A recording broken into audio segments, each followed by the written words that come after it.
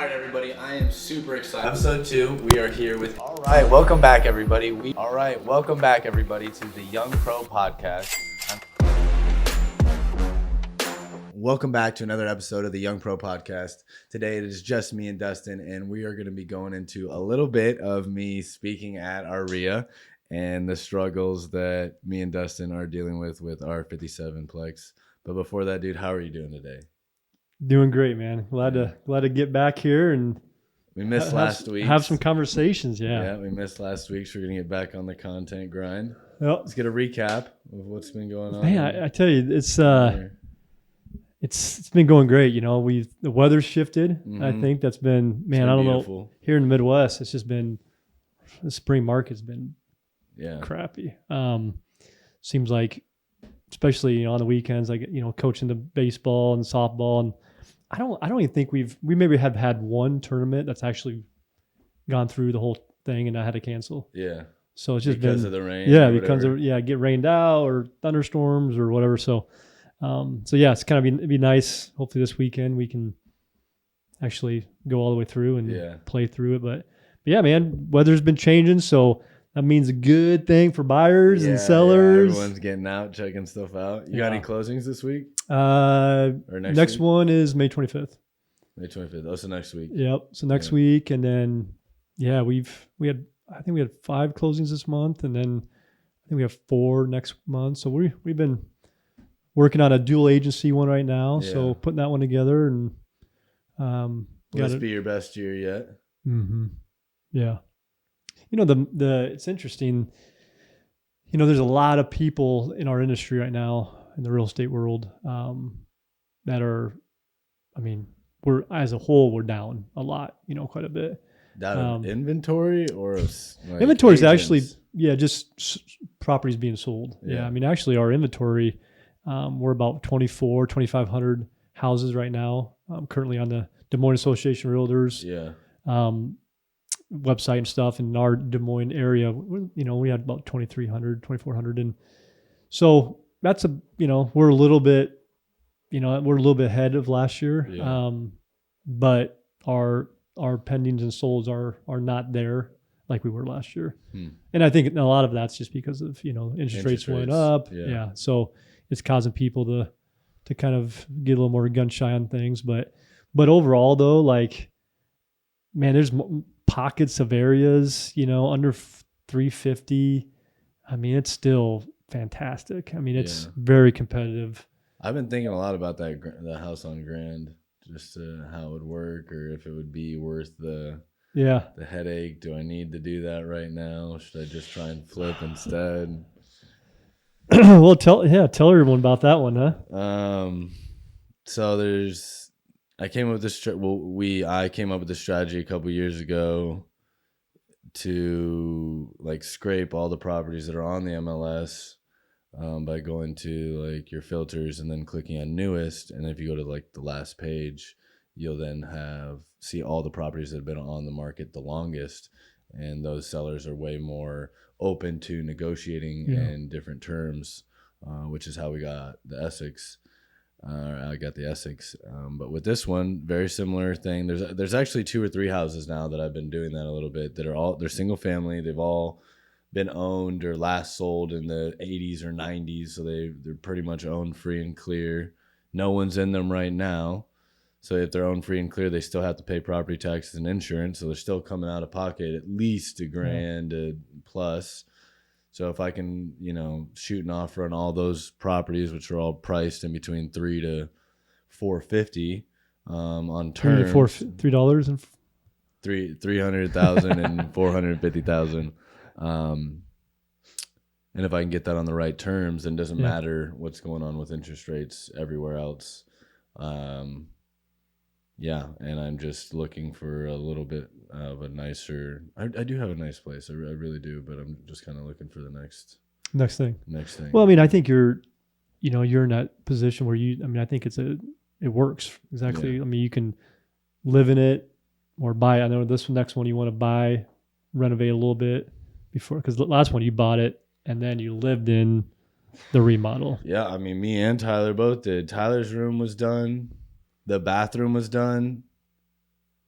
And our kitchen wasn't even functional, and my bedroom was in the dining room where we had the podcast Yeah. initially. All we Not had ideal. done, the only thing that was finished was Tyler's bedroom and the bathroom when we first got in. Yeah. You think, would you do that again? Would you buy a house knowing that you got to go in and put, $60,000, $70,000, $80,000 in and live in it while you remodel it? Well, there was some other circumstances that happened with that one where we had to get in a little bit quicker, but no, I wouldn't do that again. I'm too old for that. I just have it done. I'd buy it, do it, keep living in my other place, and then when it doesn't all have to be done. If it's a 2-bedroom or two bathroom or a 3-bathroom, then I'll get one of them done. The kitchen has to be, attractive and appealing. Yep. And then whatever bedrooms are being lived in, and then the rest can be worked on as I go. I know you've done a lot with seller financing. I mean, it sounds like that's kind of one of the things you like to work with, those type of people that are in that position. But I just had a conversation with another investor, and we're just kind of talking about the market and what's going on, rates being the way they are, 6.5%, 7%, and how there's a lot of, I call it old money, but a lot of properties have been owned for 20, 30, maybe 35 years, that these investors are in a position where they just don't want to deal with it. However, they don't want to have to deal with the, day to day, but they like that cash flow and they like that return. And then they on the other side of it, it's the tax consequences of trying to sell off their portfolio. Yeah. So a buddy of mine, he's very involved with seller finance. We just had a conversation today about it, that he really thinks that with the shift of the market, there's gonna be a lot more seller finance deals out there, because there's gonna be an opportunity where people want to still stay in the game, not deal with the goofiness of dealing with tenants and everything, but then also have the ability to save on the taxes, sell it on contract, 10 to 15% down, roll that 4.5% to 5.5%, and which is appealing to the buyer, investors that are like, man, that's better than I can get anywhere else, 6 to 7, and less percent that I have to put down, higher cash on cash. Like it all works, right? It all works, and so he's like, you wait. So I think in the next 12 to 18 months, we're gonna see a lot of that happening. Yeah, dude, I'm planning on it. I mean, I'm planning on hiring Carson and really buckling down. Yeah. And I was like thinking about it the other day too. If we can learn this strategy with the duplex and the substitution of security, substitution of collateral, if we did that on $1 million note and I was only able to raise it 1.5% and say I wasn't able to, I didn't have another asset that had $1 million of equity that I could attach it to, and the other part of that clause, but I could then just sell it on seller financing to somebody else. $1 million spread at 1.5%, you're talking like $15,000 a year, no matter what, for as long as the balloon is. So it's like, geez, at that scale, if I just get a couple of these locked up, I may not even be able to hold them like the way I want to, or whatever the case may be, but I could just sell them. And if they don't perform, then I'm going to make sure that they put a bigger down payment than I put down, higher purchase price. If they perform, then I step in and do it anyways. So, or resell it again and now get somebody else's down payment. So it's about to be a connecting game, bro. Connect 4, bro. Connect 4. I think I applaud you for, you're probably one of the most out of the box type of investor I've ever seen. Really, dude? Thank you. You look at something and it's just, the dimension is just, you just look at it like you look at a picture. What is those pictures that you used to, back in the day where you go, they had them at the mall and you look up and you stare at it for 5 seconds and there's a camel or whatever, there's a monkey. Yeah. I mean, you know what, it changes, right? I can't remember what they used to call it. They were really popular when I was growing up. But you're like that. You look at a picture or you look at a deal and you're like, oh, I could do this. And I'm looking at going, it's a blank piece of, it's a blank canvas. Like, no, why don't we just do conventional financing, 30-year amortization. It's 3.5%, 5%. Let's just do it that way. That seems like the easier, simpler way to go. Easier, simpler way to do And then it. there's then there's Ethan. That's like, no, dude, we don't want to do that. We want to do it this way, which is I'm sitting there going, so you wear me out, man. But I applaud you because I think, there's a place for that, and you can get really creative with it. Yeah. So let's talk about, we talked a little bit about this was a couple weeks ago that you had 2 weeks. I think 2 weeks. 2 weeks ago you had your you got basically was local real estate investment meetup here in Des Moines. Literally you got asked to come out and speak to 50 or 60 people. Yeah, and probably about 50. I don't think it was quite 60, but over 50. 50 people. Tell everybody, and I kind of want to. I've listened to you a little bit. You should have came, man, dude. I was. What you was like? knew about that for so long. I did, but I did have a. You had a showing or something. No, it was a listing. It was basically signing contracts for a listing. Oh, to get a listing. Yeah, that's pretty. That's like promised money. It was a $330,000 listing, but but I was thinking of you as you're signing it, as I was signing papers and just sitting there going, Ethan's wondering what he's talking about right now. So tell him a little bit. Tell me. Tell what happened. I used to go to that meetup when I first started, which is a really beautiful thing because I remember being in the audience, not owning any real estate, doing things I shouldn't have been doing, just not in a good, trying to figure life out and putting myself in situations to meet other people that were doing things right. And countless times I went to that thing. And while I was in Asia, Darson runs it now. He reached out and he was like, "Hey, I want you to speak at our event." And I was like, "Well, I'm in Asia. I can't do it. I'll let you know when I get back." And so I hit him back, and we had ran into each other a few times. And then he reached out again, and he was like, "Hey, I want you to speak." So I was like, and this is my first time. Now, I did speak while I was in Bali, but it was in front of 16 people, and 3 of them were my homies. 2 of them were my homies. Right. A little easier. Yeah. So this is and there was an interpreter there in Bali because people speak, in Indonesian or whatever.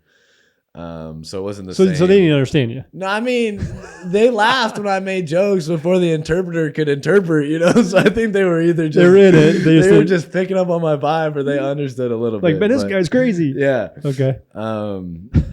But at this one, we really didn't talk about my story too much. We kind of just went into when did you start? Yep.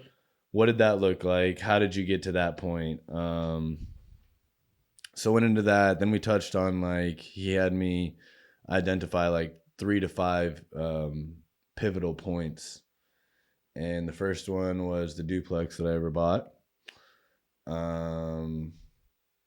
That I bought by myself, which was the second house I ever bought, the first one by myself, in which then I rented out the whole single family, moved in, rented out a room to my ex-girlfriend, and then rented out the whole other unit while the single family was being rented. So I was like, oh my gosh, we're way cash flowing. So I was like, boom, it's multiple doors. Then I talked about the Essex and the whirlwind. Marty came. Marty was there.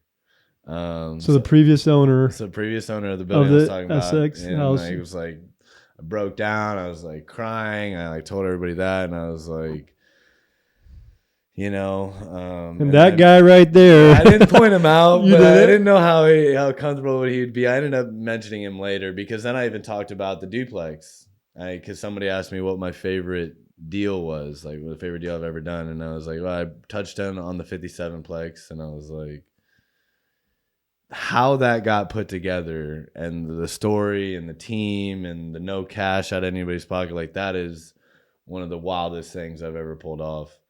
But this new one, and then I started talking about it, and I glanced over at Marty because I didn't want to be too cocky or I wanted to be appreciative and and someone then asked me like, well, what are you trying to chase or are you interested in if you're going from, a 57 plex to a duplex that's for, $80,000? And I was like, that's a great question. It's for the strategy. Like, I'm been very open about engaging in behavior where I learn, and $80,000 at 4%, 4-year balloon, interest only payments. Like, I'll take that any day to learn this process so I can go do it at $500,000 or $1 million. Just before this podcast, I was meeting with this girl who's an attorney, and she was helping me draft all those documents to use the right verbiage. So yeah, it was just really cool to try and break down some barriers and talk about things that I had struggled with and try to be direct with people. And because, he'd ask things like, what's your biggest advice? Or how does someone just go instantly? It's like, first off, it's house hacking. And then I brought up, and I was like, and I know a lot of people's ears, their rebuttal is going to be my girlfriend, my wife, or I got kids, I can't do that. It's like, well, then you either get a new girlfriend. Well, no, I didn't. I actually did. I refrained, bro. I did really good. I did not say get a new girlfriend. I said, one, you're not explaining it in a way that she can understand, and therefore you're not. It's your fault because you're not changing your terminology to almost dumb it down so that she can understand. Or two, you don't understand it well enough yourself.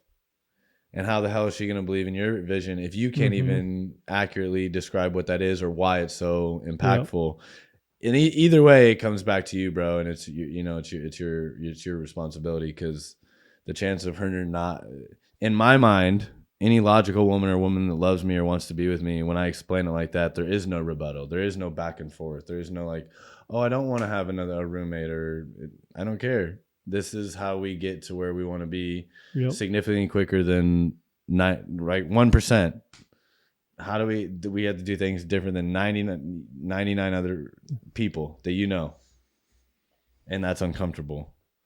So I tried to like pick topics like that would be hitters to like guys in the room. They're like, oh, my girlfriend wouldn't want to do that, or I'm brand newly married. It's like, bro, if she's the right one, then it's on you, and you haven't figured out the right way to explain it yet.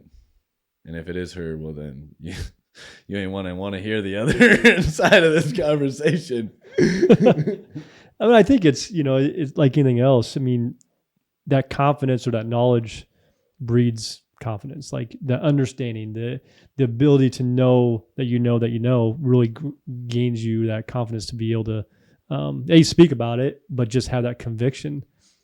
And I think, the old saying, fake it till you make it, and all these good things, there's something to be said about that. However, I do think you really have to have, like, you can't, go into it blind. You really have to have some knowledge and understanding what you're doing, because people that love you, that love you the most or that are closest to you, they can see past, like, your behavior and be like, okay, are you really all in, or are you half in? Like, where are you at? Yeah. But I think if you go in and they see you putting the work in, they see you reading the books, they see you watching and listening to podcasts, they see you doing some of these things, and they go, man,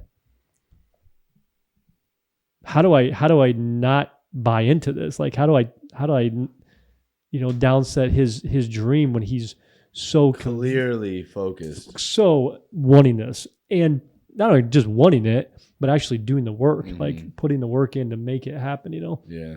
I think so many people like, well, my spouse, my whatever. It's like, dude, you haven't done anything to prove to Yes. Like, what like, you haven't done anything to prove to your wife, your girlfriend, whoever it is that you're trying to gain support from. Like, you have no track record. You're not doing work. Yeah. It drives me crazy when, it's like, man. And they push it off on the spouse like it's the spouse's fault. It's not the spouse's fault. No. Bro, this is on you. I mean, this is a small percentage. That's probably true. True, 100% too. But then again, that's you either got to fix that situation now, or that's the circumstances you're going to be in for the rest of forever. And Alex Hermanzi, do you know who that is? I know where you're going with this. Yeah. He's a stud. He was like, he interviewed like so many. He was like, the most important thing that billionaires, not even just millionaires, he was using the billionaires have in common And they say is the partner that you choose to do this with. It's the most important financial decision you're ever make. Gonna make is your partner. Is who you pick as a partner. That's wild. Yeah. But true. It just shows the power of like, when you have someone that can refill or refuel you, and how powerful that can be on both sides of the table. So how long did you get up there and speak? Probably spoke for like 40 minutes and then did Q&A for another 10 or 15. Did you, was there ever any time where you're like, crap, I don't know the answer to what they're saying, or you kind of just went, like blank and like, no, I would. You were able to roll. Yeah, I was able to roll with it. Yeah. I do think there was a couple times that maybe I went off on a rant or a tangent that I didn't, that in the moment I thought was necessary in explaining the end point, and I was always able to bring it back around. But I think sometimes when people ask such a simple question, or it's hard to gauge that and answer it in a way that is beneficial to a bunch of other people. So there's almost context needed to be able to fill that. If people are looking to prepare for something like that, if they're looking to prepare to speak in front of a real estate investment group or a podcast, or anything, in this, like what we do, what are some pointers that you would give them to be able to kind of be prepared for that? Well, I've been practicing a lot for speaking in front of cameras. The speaking in front of people was more intimidating because I knew I wouldn't have the power of editing. And going back and watching it, I'd mess up sometimes. I'd say the wrong term or like just barely mispronounce something. Just like, damn it. I don't know. I think you're just being genuine and honest. It's hard to mess up if what you're relaying is truthful information. Yeah. So like I went in there knowing, okay, I'm going to have, I think I had like 8 or 9 of my like team-ish show up. People that have known me. All of them knew me prior to real estate. Some of them are in real estate. Some of them are not. And I was like, this is going to keep me accountable because all these people really know your story. They really know. Yeah. So you couldn't make up stuff. So I couldn't make shit up, which is also why I wanted my mom there to like see, like I really do try to be honest about like my parent. We bought our first one together. We didn't make any money. So I had to buy the second one alone to prove concept. Did the third one together. Blah. Fourth one I had to, again, do alone to prove concept. And then ever since then. So just having that accountability there made it a lot easier to just answer the questions at face value rather than trying to talk up a big game or something. I had a girl, Morgan. I don't think you've ever met Morgan. I've been kind of talking to somebody for a little bit. She came and watched me speak, and she was like,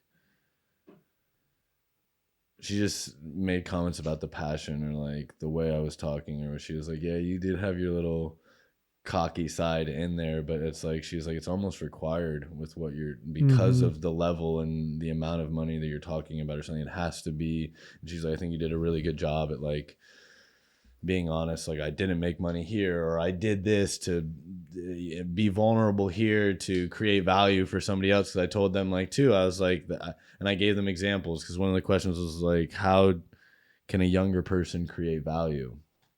And I told the example of our story, and I was like, we went out, had this relationship.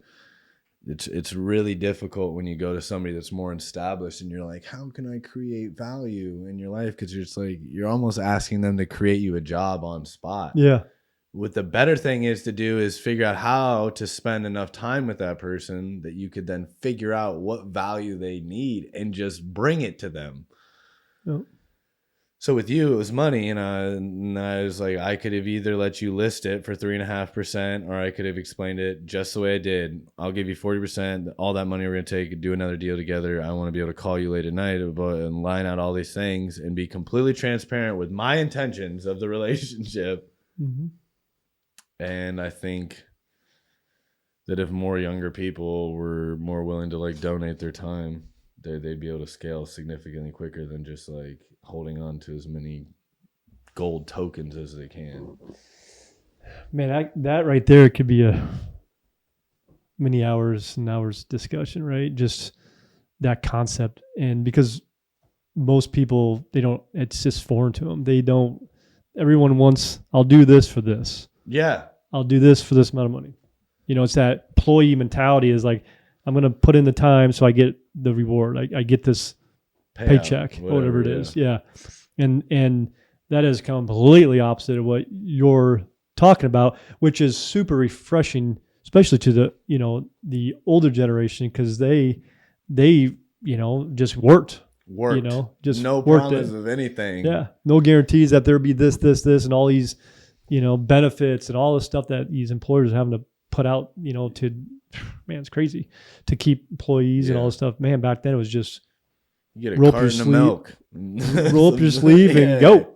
So I think the older generation, I think definitely when you were I was kind of grew up in that. So when we met, I was just like, man, this kid is destined for something, destined for greatness, destined for opportunities where he I don't think he's going to shut this down. And I was sitting there going, man, even if he, and I was from a selfish standpoint, from me looking at going, okay, how could this crazy 20-year-old, young man just, even if it took 15 years, even if he screwed up for 15 years, like, what's he going to be like when he's 35, 40? Yeah. Like, that's a guy that I think I want to be around, because I think it's going to be fun watching, and then maybe I can be a part of it. So, but I think it's just it goes back to just, laying it out, being passionate, being willing to work, be willing to not always get paid to do stuff, be willing to just go to work and have fun. And that's, I guarantee have you done that in your real estate career to somebody like a bigger player, like one of your mentors, or like, yeah, I mean, in a certain sense, I guess I'm asking. Yeah. I mean, I think, in a direct way, whatever I was doing from, like a field, like lending, like mortgage lending, there'd been many times where I'd want to get with these people and just learn from them. We might not be doing a deal. There's no deals going back and forth, but I just wanted to learn that aspect, the financing aspect of, real estate. And so grabbing coffee, grabbing lunch, my brother, he's good at, good person to reach out to, and just, we'd have conversation for hours, just talking about the market. I've hunted down several appraisers, find out how in the heck, how do you do your job? And try to learn the, ins and outs of that.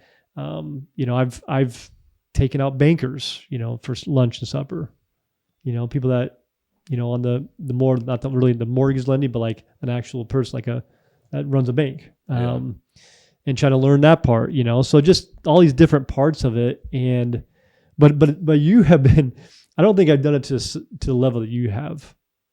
Like, I don't think I have had, I mean, Kurt, I think I pressed to him with the construction side, because I wanted to know, how he did things. But I think it was more that we just bought a property, so I was invested in it. So I think also didn't have the same. It's a little different commodity of time that I did either. Yeah, you had more responsibility. You had 3 kids at that. I mean, right. I had Thaddeus, but But I still think, I look back, and even today, looking at people that you want to, well, Jeff Jensen, for example, great friend of mine. We're doing a gladiator extreme craziness. That's called a gladiator assault. That's what the name of this, activity is. We're doing it this Saturday. It's like 6 point some miles. Basically, all I know is you go up one hill, you go down another hill, you're supposed to be running, and then you jump in a pile of mud. Amazing. Up to your chest, right? And then your mud. And I was reading on things today, and they're like, make sure you bring duct tape, because if you don't duct tape your shoes to your leg, you'll lose your shoe in the mud. Clearly it states that. So this is, I'm just sitting there going, we gotta go 6, and it's uphill, downhill, 6 miles of running, and it's gonna be and obstacles, and it's gonna be insane. And I agreed to this 3 months ago, thinking you were gonna train. That I was gonna train. I've trained twice, 10-minute runs, and You trying to get a jog about after died. the podcast, man? About died. I brought my shoes. They're in my car. And so now here we go. 2 days from now, I'm going to be doing this. But my point is, Jeff, he called me 3 months ago. Dude, we're going to do this. We got a bunch of guys. But he's going to have all these guys. There's like 10 of us. Never met him before. Yeah. And yes, I wanted to get in shape. A reason to get in shape, which I haven't done. But I'm still going to go because I am motivated to just do it, and just because I don't want to fail. I mean, I'm not going to chicken out and say I'm not going to go because I didn't prepare. I'm like, I'll take the pain and deal with it. But it's hang with these 10 guys. Yeah. Because we're going to get supper Friday night. He's cooking all his food and stuff Friday night. He calls it like protein, so we get our bodies ready. Protein? Yeah, protein. Like, I don't know. Yeah. Whatever, carbs or whatever. I don't know. I don't know much about that. He does. So he's having us all over his house. Then Saturday morning at 8 o'clock, we're meeting at his house for protein shakes and to get our bodies going, Are you sleeping at his house on Friday? No. You're going to get a hotel? No, he lives here in town. Oh, yeah. Okay. So then you drive to Boone together. Yeah, then we're going to carpool at like 9 o'clock, and then we're all going to go up there for this event. The interesting thing, I'm going to continue to do it because I told him I would.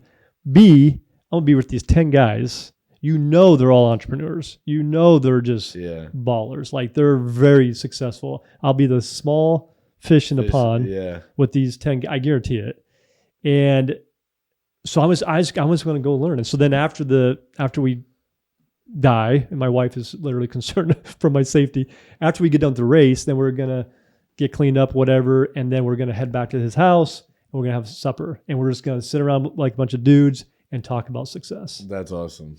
Amazing. That is amazing. Yeah. It's going to be painful, but I'll be able to, my reward is get around to hang 10 around dudes. With them, yeah. But it's just like that. Like, those are kind of things that, if you're in the room and you're the big deal, you're in the wrong room. You're in the wrong room, yeah. Like, you gotta, and that's what you've always done. You've always tried to find the rooms that could stretch you, and you're having success because of it. So I applaud you, man. I even though I couldn't be there, I was still thinking about you.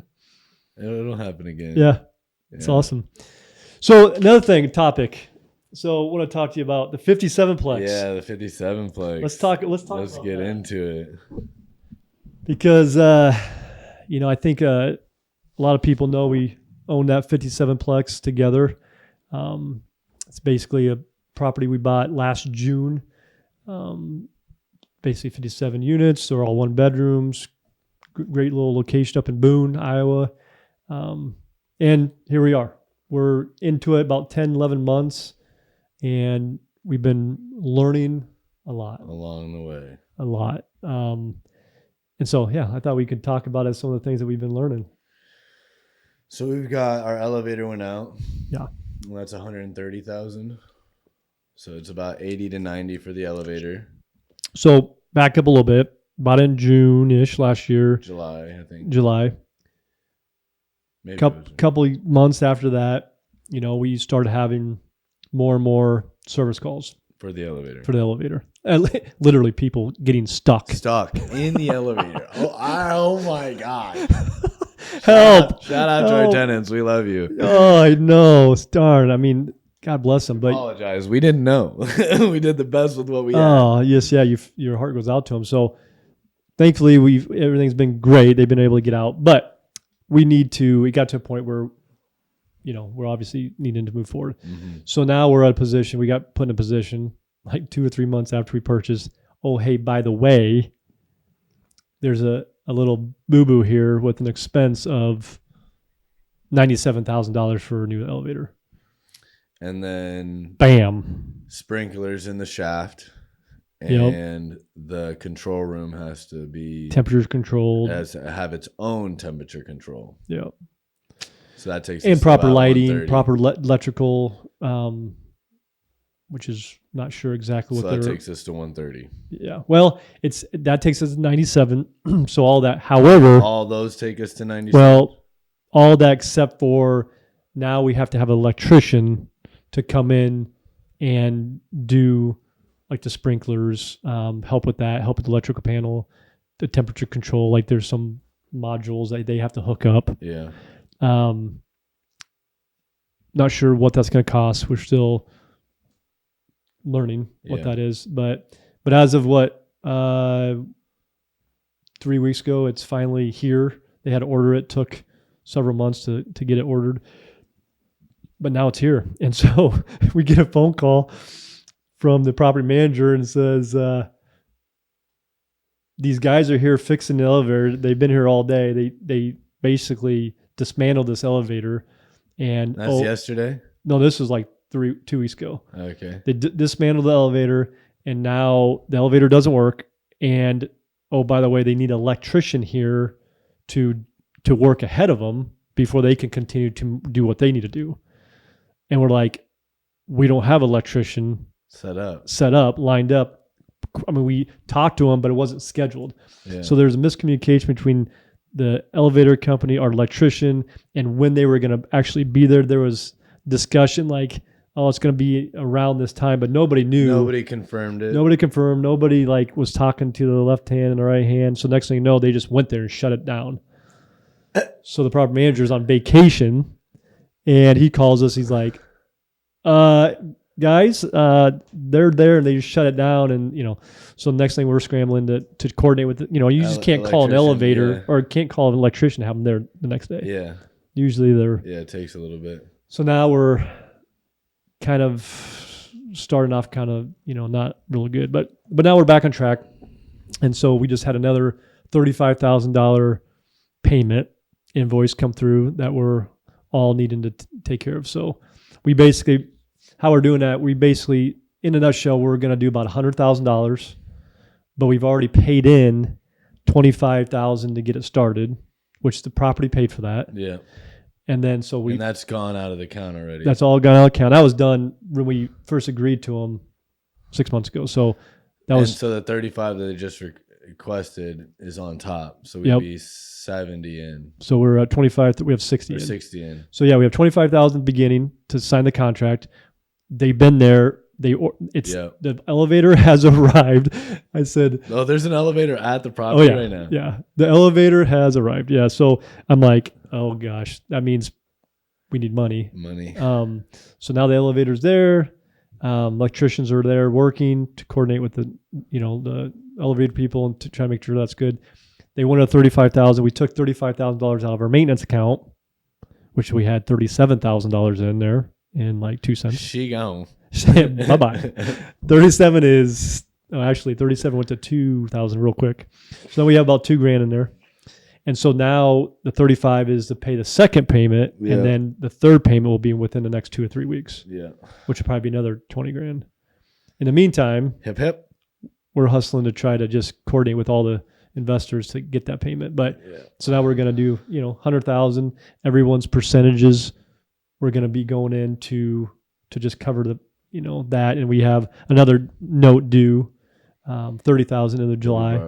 July. For private financing. I think me and David or Derek have that figured out. We're gonna pull that out of our own pockets with selling of the Boulder, because he's getting quite a bit of. He's getting like his initial was $25,000, and Sam.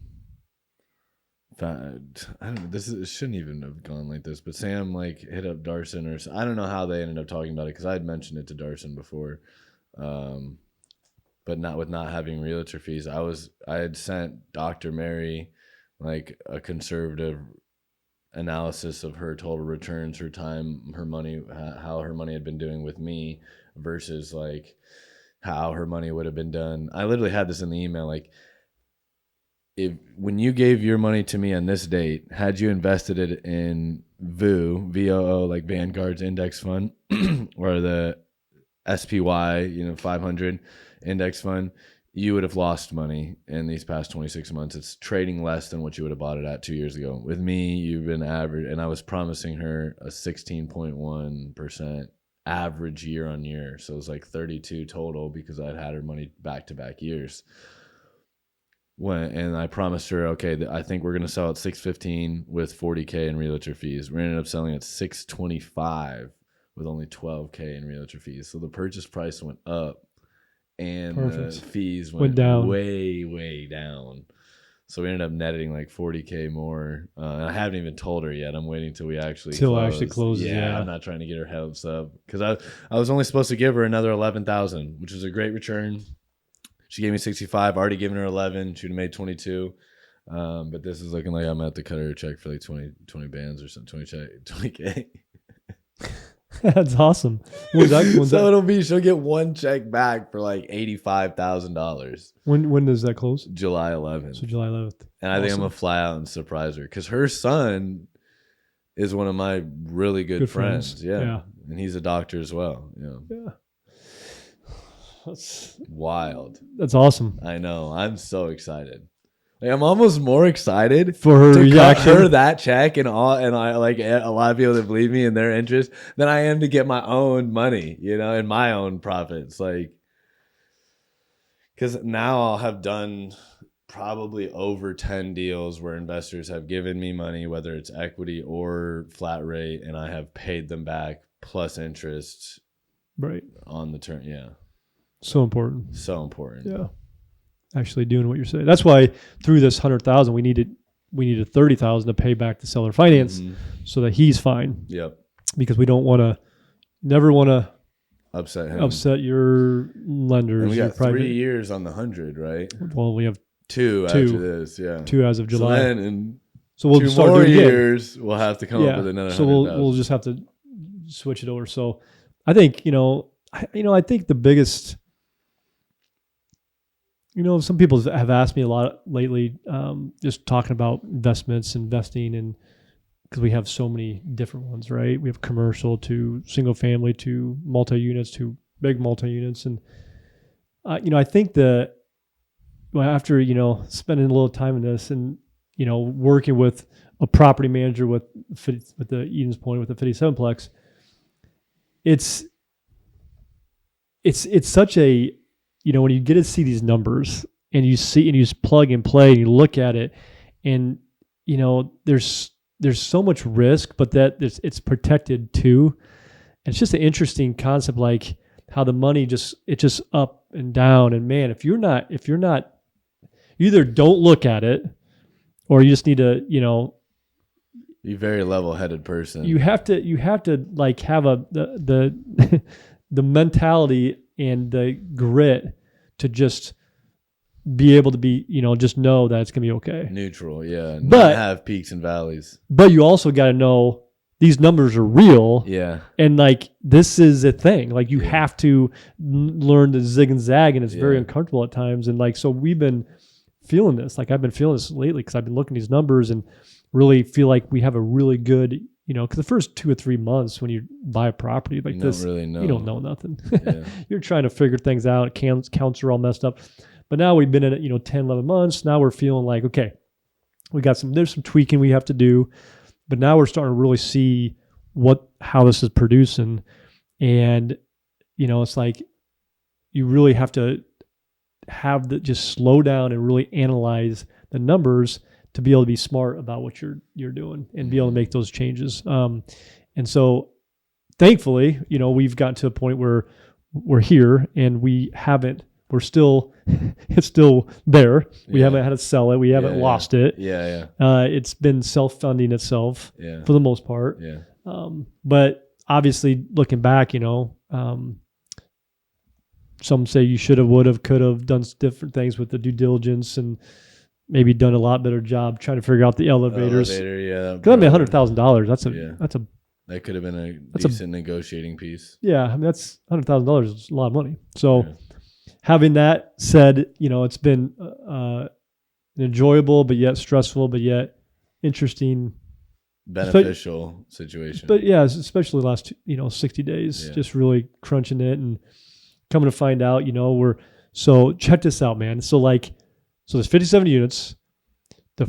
As of January, 47 of the units all have new leases. All of them have new leases, and all of them have been raised significantly in rents since January. The last 45 days till now, we have moved 24. So 24 leases have been changed, altered, increased rents in the last 40 days. How much did you 24. do to do that? So How much time did you take doing that? figure all this out. No, to do all the leases. Up the rents and do all the leases. I mean, Rob's doing it. I'm not doing nothing. I'm just looking at numbers, man. No, that's what I was trying to get to. I don't want to do nothing. Doing none of it. We ain't doing that. Rob's doing a phenomenal job. But so I'm looking at all this stuff going, wow.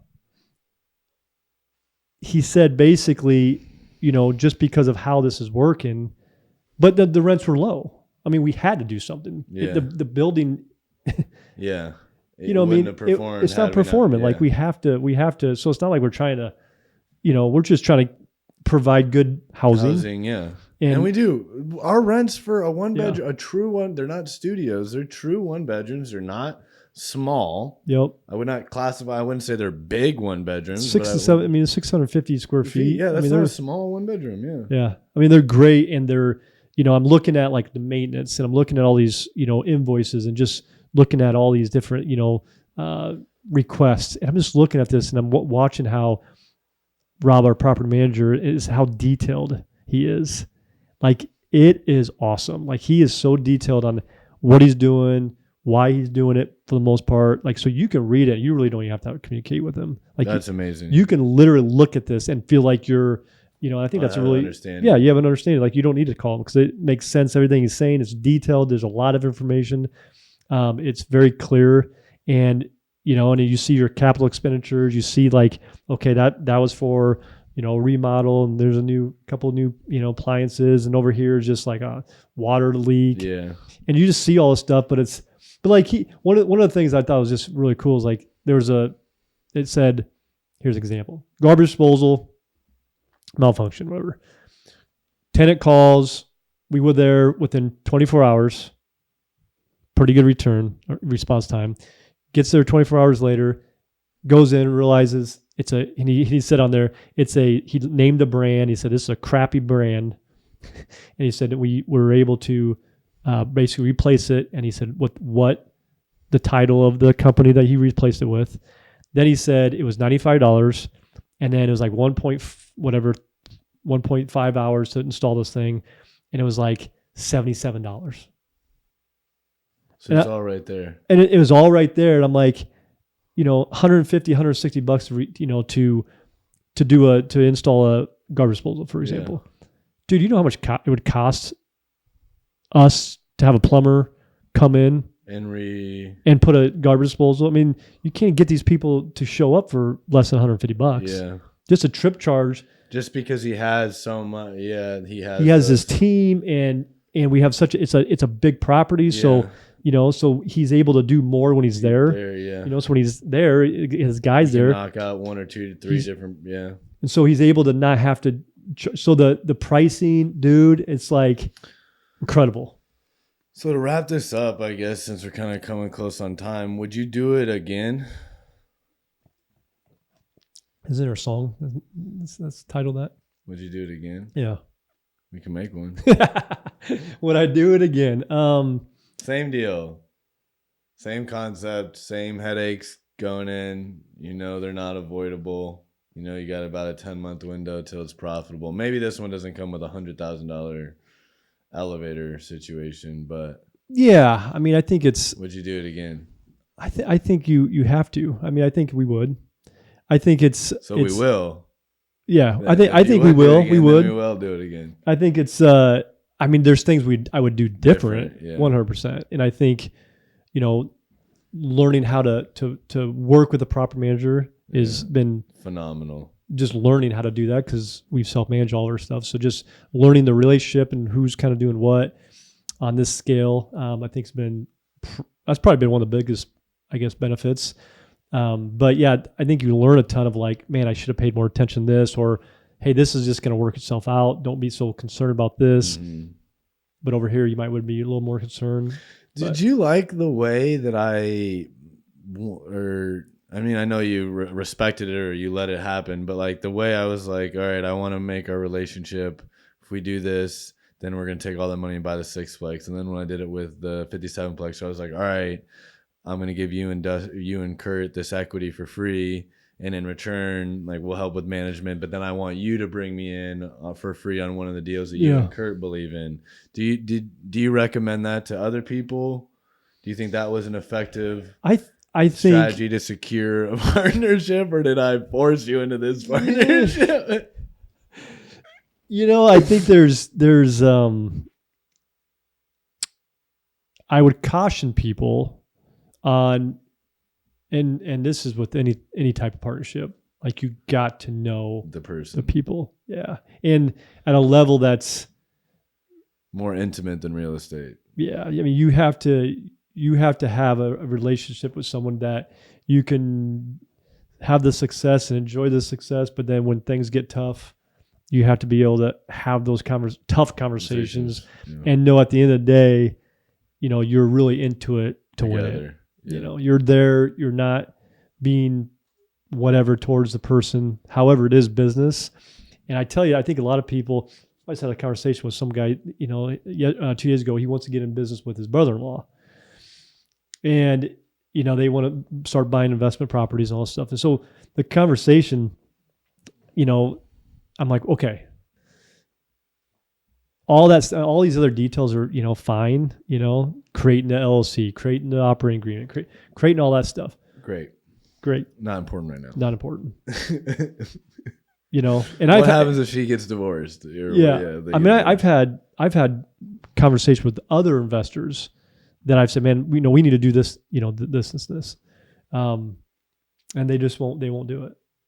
They just don't. They're doing their thing, and they're doing, they know what they're doing. They're comfortable with not having a partner or a partnership, and so they just no. They've denied and said no. I'm sticking with one. I don't think it was a knock on me per se. Yeah, it's just that's how they do. I know plenty of people that only do deals with them. That's fine. There's nothing, but then you just know, like, okay, we can talk real estate or maybe move products to each other, but as far as equity or ownership goes, that's just not something. And that's no shots at them. That's probably something happened to make them feel that way. But I would recommend the audience here is, you have to you got to really think about it though. I mean, you're just like you think a lot about a relationship that you have with your girlfriend, which turns into your wife.